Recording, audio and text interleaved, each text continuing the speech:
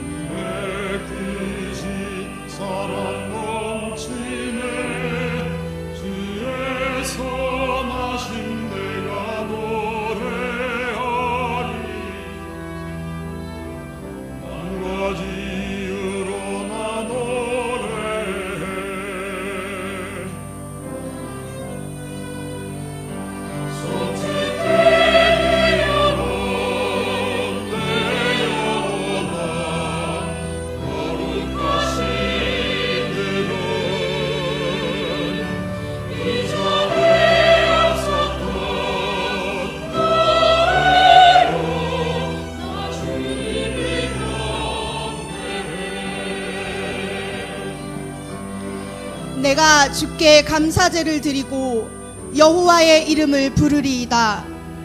내가 여호와께 약속한 것을 그의 모든 백성이 보는 앞에서 내가 지키리로다. 예루살렘아, 너희 한가운데에서 곧 여호와의 성전의 뜰에서 지키리로다. 할렐루야.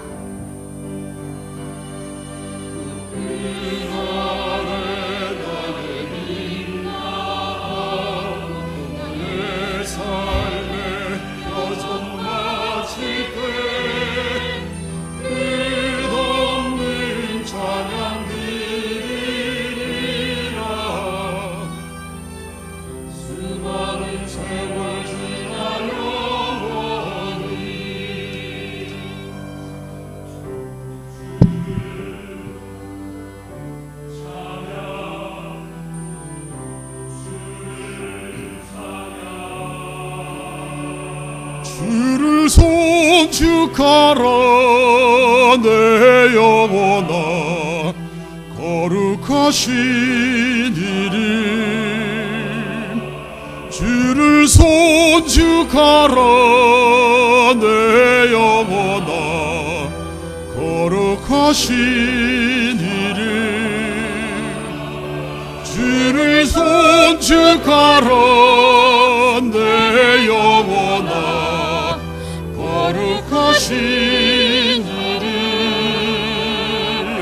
주를 손축하라 내 영혼아 거룩하신 찬양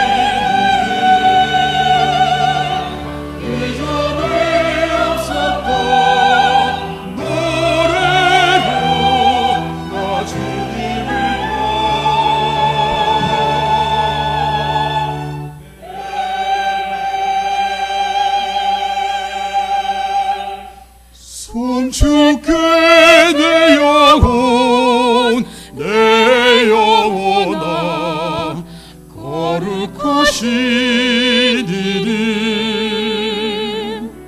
이전에 앞섰던 노래로 나 주님을 경배해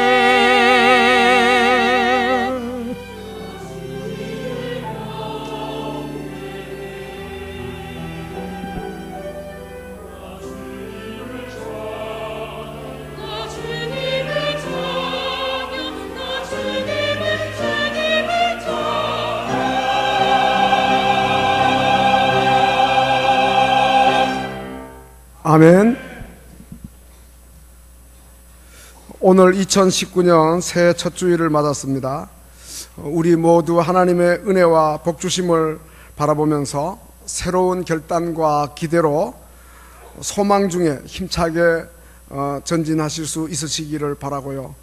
새해에는 이사야 43장 19절에 보라 내가 새 일을 행하리니 이제 나타내리라 주님께서 말씀하셨는데 그 약속의 말씀을 굳게 붙잡고 또 현실이 어렵더라도 새로운 비전과 꿈을 안고 담대하게 도전하여 형통한 길로 나아가시는 복된 성도들이 다 되시기를 주님의 이름으로 축원합니다. 저는 새해를 맞아 우리 교회가 무엇보다도 절실히 필요한 것은 처음 사랑이라고 생각했습니다.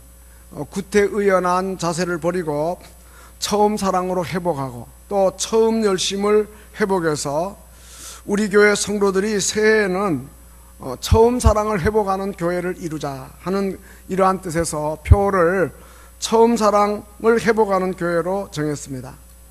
처음으로 돌아가는 일은 매우 중요합니다. 부부간에도 오래 살다 보면 권태기도 생기고 그러잖아요.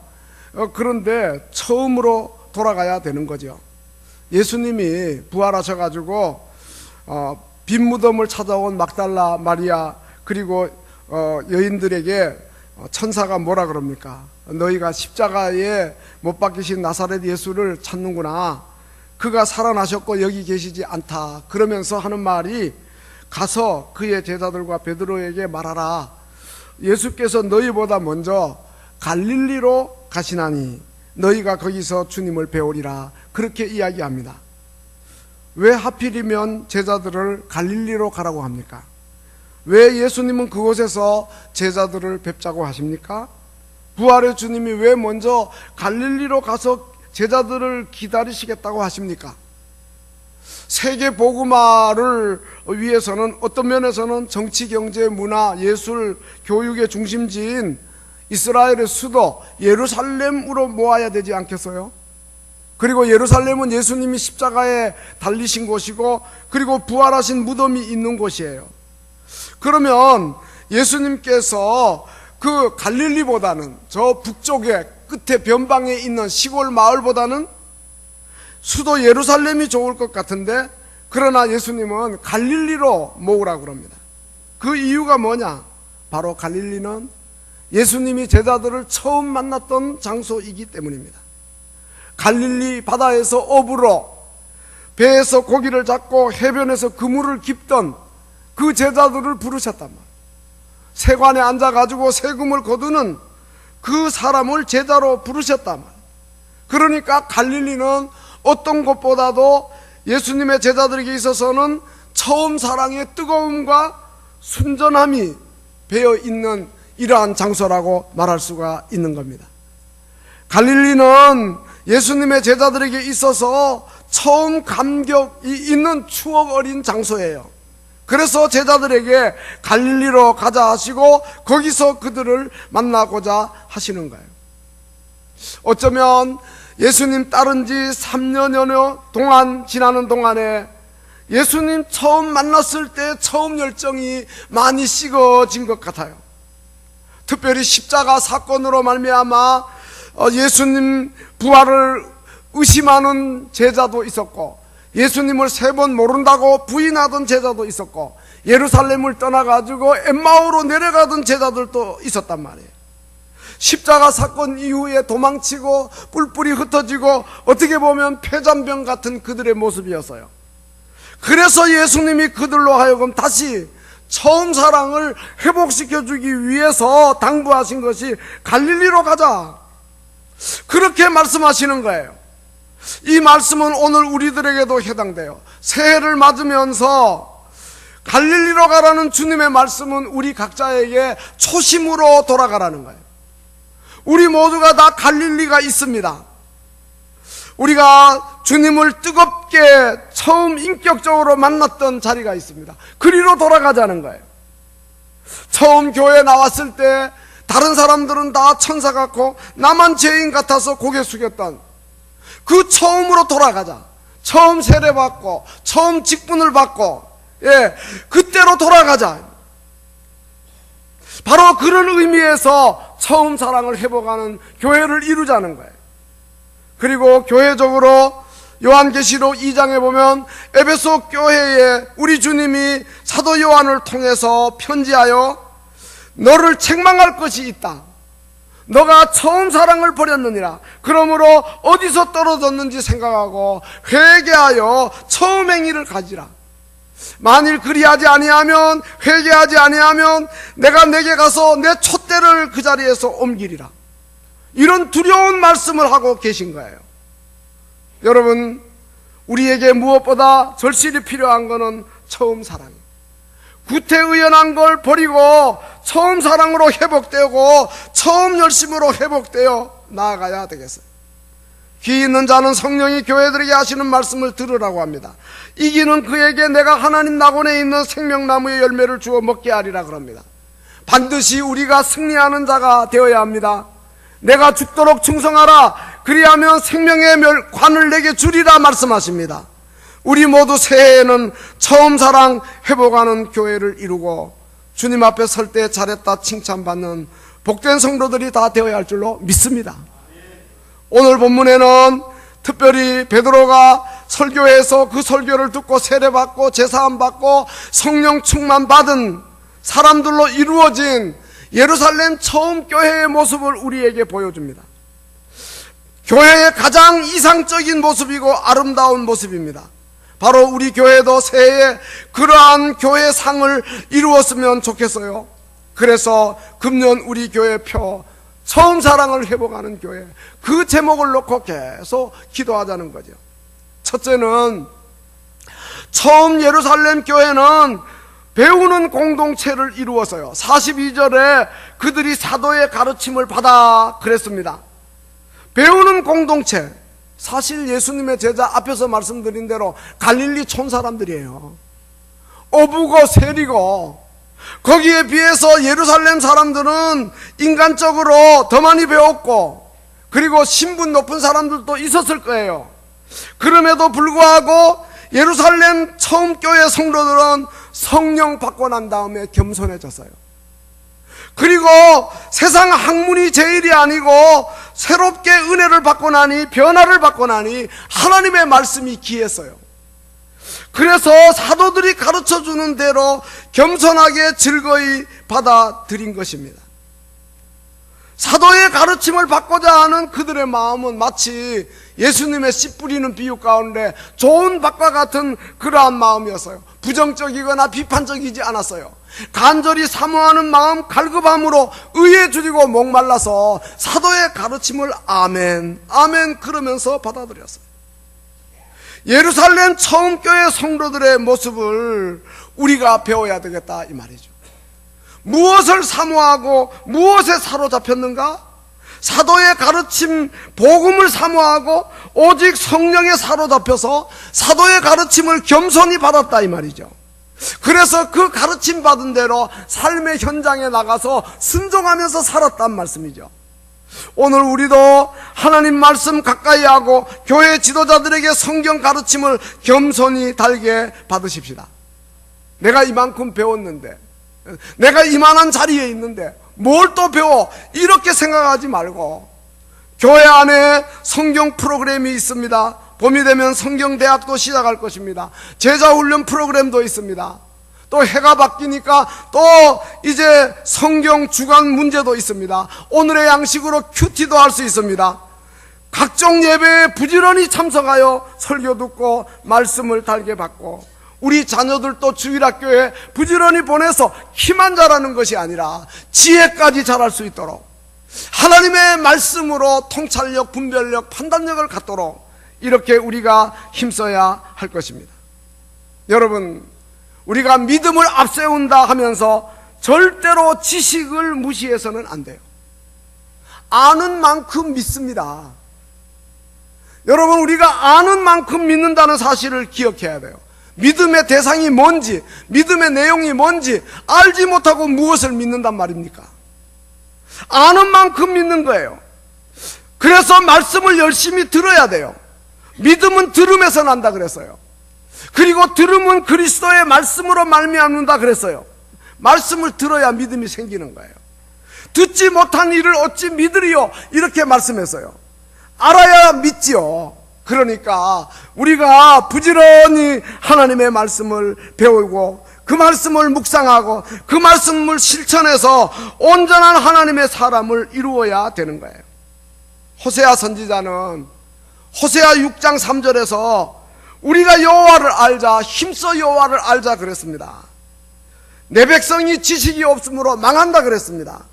너가 지식을 버리면 나도 너를 버린다 그랬습니다. 너가 율법을 잊어버리면 내가 너의 자녀를 잊어버리겠다 이렇게 말씀하고 있어요. 그러므로 하나님이 우리 인간에게 주신 최대의 선물인 이 성경을 보화로 알고 모든 축복이 성경을 통해서 오고 하나님을 바르게 알고 하나님을 분명하게 알 수 있는 게 성경인 줄 알고 성경 속에서 예수님을 만나고 성경이 우리 삶의 지침을 보여주는 잣대예요. 캐논입니다. 그렇기 때문에 성경대로 믿는 게 잘 믿는 거고 성경대로 사는 게 바르게 사는 것임을 알고 성경을 가까이 하고 교회 지도자들에게 성경의 가르침을 겸손하게 받아들이는, 그래서 시편 기자의 고백처럼 주의 말씀의 맛이 어찌 내게 그리 단지요 내 입의 꿀보다 더하니라. 또 시편 19편에서는 여호와의 율법이 완전해서 영혼을 소성케 하고 여호와의 증거는 확실해서 우둔한 자로 지혜롭게 하고 여호와의 교훈은 정직해서 마음을 기쁘게 하고 여호와의 계명은 순결해서 눈을 밝게 한다고 하였으니, 우리 모두 겸손하게 하나님의 말씀을 잘 가르침받는 배우는 공동체를 이루는 처음 사랑, 말씀 사랑에 빠진 처음 교회의 모습으로 돌아가는 복된 성도들이 다 되시기를 주님의 이름으로 축원합니다. 두 번째는 처음 예루살렘 교회는 사랑의 공동체를 이루었습니다. 사도의 가르침을 받아 서로 교제하고 떡을 뗐다 42절에 그렇게 이야기했고, 44절에서는 믿는 사람들이 다 함께 있어 모든 물건을 서로 통용했다 그랬고 재산과 소유를 팔아서 그 필요한 자들에게 나눠줬다 그랬고, 날마다 마음을 같이하여 성전에 모이기를 힘쓰고 또 집에서 떡을 떼며 기쁨과 순전한 마음으로 음식을 먹고 하나님을 찬미했다고 하였습니다. 이 오순절 성령 강림으로 이루어진 처음 예루살렘 교회 성도들은 성도들 상호간에 지속적인 사랑을 실천하였습니다. 그 이유는 뭐냐 하면 사도들의 가르침을 받고 예수님의 십자가의 사랑을 알고 나니까, 예수님의 십자가의 큰 사랑이 나에게 임했다 이 말이죠. 하나님과 원수되었던 우리를 하나님과 화목시켜 주시고 십자가에서 화목제물 대신 예수 그리스도의 사랑으로 우리를 구원해 주신 것 가르침 받고 나니까, 우리가 아직 죄인 되었을 때 그리스도께서 우리를 위하여 죽으심으로 하나님께서 우리에 대한 자기 사랑을 확증하신 것을 알고 나니까 저절로 주변의 사람들을 향한 사랑의 실천자가 되었던 것입니다. 바울은 그 은혜와 사랑을 깨닫고 하나님이 나에게 하나님 자녀 되는 복을 주시고 또 성도 되는 복을 주시고 또 하나님의 교회의 일꾼 되는 복을 주신 것에 대해 감사하면서 그리스도 예수 우리 주께 내가 감사한다. 나를 충성되이 여겨 내게 직분을 맡기시니 내가 과거에는 비방자고 박해자고 폭행자였는데 도리어 긍휼을 입었다. 내가 믿지 아니할 때 알지 못하고 그렇게 한 줄 아시고 주님의 은혜가 그리스도 안에서 넘치도록 풍성하였다고 하면서 죄인 중에 내가 괴수라고 그렇게 이야기했습니다. 처음 예루살렘 교회 성도들은 바울이 깨달았던 그와 같은 사랑을 깨닫고 그 마음이 뜨거워져 가지고 자연스럽게 사랑의 실천자가 됐던 거예요. 그가 우리를 위해 목숨을 버리셨는데 우리가 이로써 사랑을 알고, 그리고 우리가 형제를 위해서 목숨을 버리는 게 마땅하다 그러면서 우리가 말과 혀로만 사랑하지 말고 행함과 진실함으로 하자고 그렇게 성경은 말씀하고 있는 것입니다. 제가 지난 송구 영신 예배 때 야곱이 특별히 사랑하는 자기 아들 요셉을 위해서 축복 예언하는 내용을 살폈죠. 요셉의 가지가 무성하여 그 가지가 담을 넘었다. 요셉은 자기가 받은 축복을 갖다가 많은 사람들에게 나누어주는 선한 영향력의 행사자가 되었다. 우리도 내 울타리 안에 갇혀있지 말고 담을 뛰어넘는 다른 사람들에게 많은 유익을 주는 축복의 통로가 되자고 그렇게 말씀을 드렸죠. 여러분, 1950년 성탄절 앞두고 12월 23일 흥남 철수 작전 유명하지 않습니까? 그 국제시장 영화에도 그 초반부에 나오기까지 했는데 9만 8천 명의 피난민을 미군의 함정과 그리고 화물선에 실어가지고 열흘 동안 북쪽에서 남쪽으로 피난 오는 행렬을 수송한 그 내용입니다. 어떻게 그런 일이 이루어졌을 수 있을까요? 철수작전 지휘관이 미 식군단장 에드워드 알몬드 소장이에요.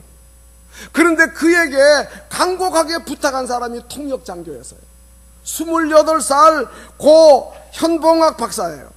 연세대학교 의과대학 나오고 미국 가서 유학하고 돌아와서 통역장교가 되어서 그가 그 형편을 보고 그 지휘관에게 건의한 겁니다. 중공군이 밀려 내려오는데 이대로 있으면 철수하지 않으면 저 많은 사람들이 다 죽습니다. 간곡하게 부탁해가지고 배에 실었던 군수물자를 다 내리고 2,000명을 태우는 배에 14,000명까지 태웠다 그래요. 단 한 사람도 인명 손실 없이 열흘 동안 내려오는데 그동안에 아이가 5명 태어나기도 했다 그래요. 이 현봉학 박사, 아버지가 함흥 영생학교 교목이었고 어머니는 총회 전국여전도회 연합회장을 지났고 믿음 좋은 가정에서 자란 그러한 젊은이였어요. 한 사람이 자라니까 9만 8천 명을 살리고 자유를 누리도록 이렇게 했단 말이에요. 그러면서도 그가 얼마나 겸손했는지요. 나는 아무것도 한 일이 없다.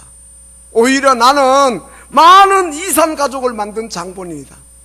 그러면서 평생을 이산 가족 상봉에 앞장서는 이러한 일을 했다는 거예요. 6.25 전쟁의 영웅으로 기네스북에 기록되어 있는 거예요. 여러분, 예수 사랑의 실천자죠. 우리가 다 이렇게 예수 사랑 실천자가 되어야겠는데, 예수님의 십자가의 사랑 우리가 진실로 깨닫기만 하면 우리의 실생활에서 우리가 만나는 모든 사람들에게 사랑의 실천자가 되는 거예요. 화목제물 대신 예수님을 닮아 서로 화목제물이 되는 거예요. 자기를 희생하고 자기가 먼저 손해보고 자기가 먼저 나서서 겸손히 형제 자매를 사랑하는 바로 그러한 은혜가 우리들 교회 안에도 넘쳐나야 할 줄로 믿습니다. 새해에는 이런 은혜를 주시옵소서. 예루살렘 교회 성도들은 공산주의자들처럼 국가의 어떤 제도나 강압적으로 재산 몰수하거나 탈취해서 분배한 거 아니에요.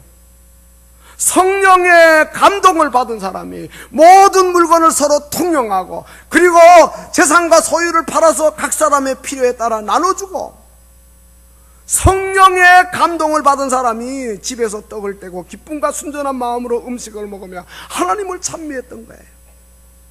인간의 어떠한 결단으로 된 거 아니에요. 사람의 노력으로 된 거 아니에요. 성령 충만하니까 자연스럽게 나타나는 현상이에요. 그러므로 오늘 우리도 성령의 능력을 사모하십시다. 성령 충만을 사모하십시다. 성령님 오시옵소서, 우리에게 임하시옵소서. 성령님이여 충만히 우리 가운데 거하시어서 우리가 서로 사랑의 실천자가 되게 해 주옵소서. 사랑의 공동체를 이루게 해 주시옵소서. 이렇게 기도하시는 복된 성도들이 다 되시기를 주님의 이름으로 축원합니다.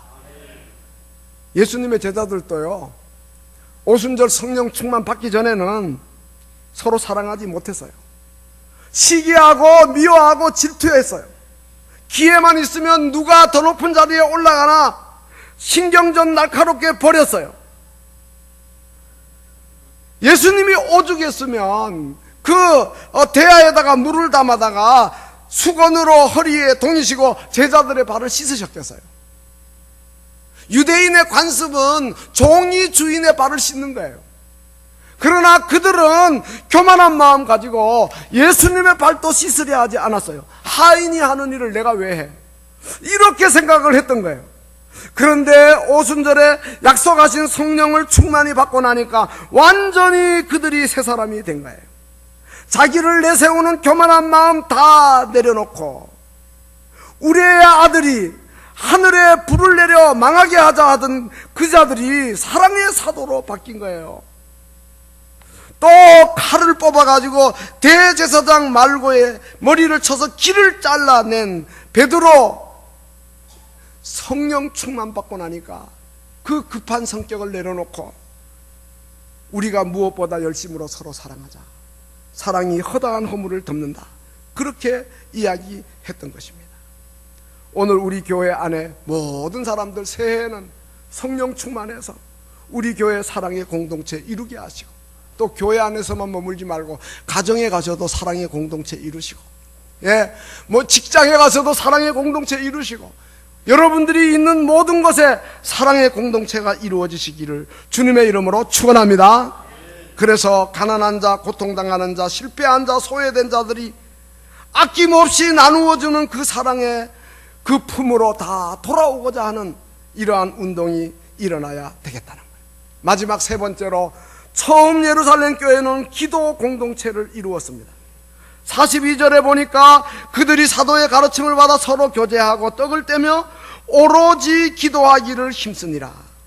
여기 본문에 힘썼다는 말이 두 번 나오는데 46절에서는 성전에 모이기를 힘썼다 그랬죠. 그래요. 부지런히 모여야 힘이 생기고 열심히 모여야 일이 되고, 그러니까 예배를 위해 모이고 전도를 위해 모이고 봉사를 위해 모이고 친교를 위해 모여야죠. 모이기를 힘쓰는 교회가 부흥하는 교회고 생명이 넘치는 교회고, 그런 교회가 성령 충만한 교회의 모습이죠. 그리고 또 하나는 기도하기를 오로지 힘썼다. 전에 성경은 전혀 힘썼다 그랬습니다. 그들이 모이는 것보다 더 힘쓴 것이 있었는데 그게 바로 기도였습니다. 오로지 기도하기를 전혀 힘썼다. 이 말씀을 우리 마음에 새기면서 우리도 간절하게 꾸준하게 기도해서 응답받고 그리고 복을 받는 우리가 되어야 되겠다는 거예요. 여러분, 기도가 왜 중요합니까? 물론 우리가 기도해가지고 응답받고 우리의 소원 이루어지는 것도 중요하지만 그보다 더 중요한 것은 기도 시간은 하나님 앞에 머무는 시간입니다. 기도는 하나님을 독대해서 대화하는 시간입니다. 기도는 하나님과 의논하는 시간입니다. 그러므로 기도 자체가 얼마나 좋은 일인지 몰라요. 내 기도하는 그 시간, 그때가 가장 즐겁다. 이 세상 근심 걱정에 얽매인 나를 부르사 내 진정 소원 주 앞에 낱낱이 바로 아뢰며 큰 불행당에 슬플 때 나 위로받게 하시네. 그 기도 시간에 내 기도하는 그 시간, 그때가 가장 귀하다. 저 광야 같은 세상 끝없이 방황하면서 위태한 길로 나갈 때 주님이 나를 이끌어서 그 보좌 앞에 나아가 큰 은혜를 받게 하시는 게 기도라. 사랑하는 성도 여러분, 오늘 우리는 어떤 일에 힘쓰고 있습니까? 기도하는 일에 얼마나 힘쓰고 있습니까? 오로지 전혀 힘써서 우리가 기도하고 있습니까? 성경에는 수많은 기도에 대한 명령과 약속들이 있고요, 하나님이 기뻐하시는 사람들 중에는 공통점이 있다면은 하나님과 끊임없이 대화하며 기도하는 사람이었어요. 믿음의 조상 아브라함은 조카 롯을 살리려고 중보의 기도를 얼마나 간절히 했습니까? 야곱은 위기 앞에 선 약복강변에서 얼마나 끈질긴 기도를 해서 승리자가 되었습니까? 다윗은 지은 죄로 인해 얼마나 슬퍼하며 애절하게 기도해서 하나님 마음에 합한 사람이 되었습니까? 솔로몬은 지혜를 구하고 히스기야 왕은 병상에서 치유를 위한 눈물의 기도를 드려 15년 생명 연장을 받고, 다니엘은 매일 꾸준히 하루에 3번씩 기도해서 사자굴에 들어가도 살림을 받고, 그리고 나라가 바뀌고 왕이 바뀌어도 총리의 자리를 그대로 유지하고, 에스더는 유대인 동족을 위해 죽으면 죽으리라는 각오로 기도했고, 예수님도 겟세마네 동산에서 심한 통곡과 눈물로 기도하고, 바울과 실라는 빌립보 감옥에서 기도하여서 지진이 나고 착고가 풀리고 옥문이 열리고 간수의 마음의 문까지 열어가지고 세례를 받고 가족들이 다 주께로 돌아오는 이러한 은혜가 있었어요. 여러분, 한국교회가 100여 년 만에 세계에서 찾아볼 수 없는 부흥운동을 일으켰어요. 미국 다음 가는 그러한 선교사 파송 국가가 됐어요. 어떻게 한국교회가 이런 은혜를 받았는가? 그것은 바로 우리 믿음의 선조들의 기도였어요. 새벽에 동네마다 새벽종을 울렸단 말이에요. 그리고 오늘 우리 민족이 이만큼 살게 되는 것도 우리의 부모의 기도예요. 우리 조부모의 기도예요. 그들의 기도가 있어서 오늘 우리가 이만큼 살고 있는 거예요. 그런데 자꾸 한국교회는 기도가 줄어들고 있어요. 기도 소리가 작아지고 있어요. 그러니까 한국 사회가 총체적인 난국에 빠져 있어요. 한국교회가 어려움을 겪고 있습니다. 기도가 부족해서, 기도 소리가 작아져서인 겁니다. 그러므로 새해에는 더욱 기도에 힘쓰는, 기도의 물결이 넘치는, 기도의 숯불을 모으는 처음 사랑을 회복하는 복된 교회가 되어야 할 줄로 믿습니다. 새벽 기도 열심히 나오고, 금요 기도 열심히 나오고, 중보 기도실에서 기도 자리 지키고, 권사 기도회 열심히 나오고, 우리가 열심히 모여 기도하며 우리의 앞날을 하나님께 맡기고 간절히 기도하면 하나님은 우리의 모든 문제 해결해 주실 줄로 믿습니다. 국가의 문제, 가정의 문제, 어떤 불치의 질병도, 환난도, 시험도, 재난도 다 해결해 주실 줄로 믿습니다. 기도하면 하나님이 우리를 도우십니다. 기도가 우리의 문제를 해결합니다. 열심히 모여 간절히 기도해서 우리의 가정도, 자녀도, 교육도, 사업도, 직장도 하나님이 다 책임져 주시는 은혜를 받고, 우리나라도 정치, 문화, 예술, 국방, 외교 모든 문제가, 그리고 또 교회의 부흥도 우리의 기도에 전심전력하는 것에 따라 하나님이 우리에게 은혜를 베풀어 주실 터이니 새해에는 기도에 힘쓰는 교회 되실 수 있기를 주님의 이름으로 축원합니다. 결론으로 말씀을 맺겠습니다. 2019년 새해를 맞으면서 우리 모두 초심으로 돌아가십시다. 각자의 갈릴리로 돌아가십시다. 가정의 부부관계에서부터 시작해서 또 예수님과의 관계, 그리고 교회 안에서 처음 예루살렘 교회의 모습으로 돌아가십시다. 겸손히 배우는 일에 힘쓰고 또 모여서 또 서로 사랑하고 그리고 기도하는 일에 전념하는 그러한 교회가 되어서 주변 사람들로부터 칭송받는 공동체, 47절 하반절에 온 백성에게 그들이 칭송을 받고 주께서 구원받는 사람을 날마다 더하게 하셨다 했으니 이러한 은혜가 우리 가운데 새해에는 충만하시기를 주님의 이름으로 축원합니다. 기도하시겠습니다. 주님, 2019년 새해를 맞았습니다. 그러나 우리에게 각오와 다짐이 없다면 새해의 의미가 무엇이겠습니까? 우리 모두가 다 초심으로 돌아가고자 하는, 갈릴리로 나아가고자